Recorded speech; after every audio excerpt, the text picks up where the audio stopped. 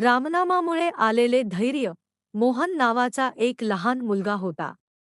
त्याला अंधाराची खूप भीती वाटायची. अंधार पाहिला की तो कापायला लागायचा. त्याच्या मनात वाटायचं की अंधारात भूते, प्रेत येतील आणि आपल्याला पकडतील. त्यामुळे तो अंधारात जायचं टाळायचा. एकदा असं झालं की मोहनला एका रात्री घराकडे जायचं होतं. पण रस्ता अंधाराने भरलेला होता. त्याला खूप भीती वाटू लागली. धावत धावत तो पळत सुटला. अंधारात पडला आणि ओरडू लागला.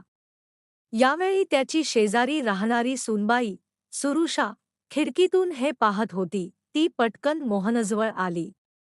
त्याच्या पाठीवर हात ठेवून तिने विचारलं, "घाबरतोस कसाला?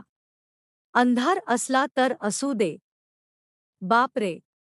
रामनाम जप्त अंधारात जा, आपल्या केसलाही धक्का लागत नाही." या तिच्या शब्दांनी मोहनचं मन शांत झालं. त्याने रामनाम घेत घेत पुढे चालायला सुरुवात केली. त्याच्या मनात आता भीती नव्हती. तेव्हापासून त्याचं मन धीरवान झालं. या प्रसंगामुळे मोहन बदलला. त्याने ठरवलं की जेव्हा रामाचं नाव आपल्या सोबत असेल, तेव्हा कुठलीही भीती उरणार नाही. पुढे त्याने हेच धैर्य जगभर पसरवलं.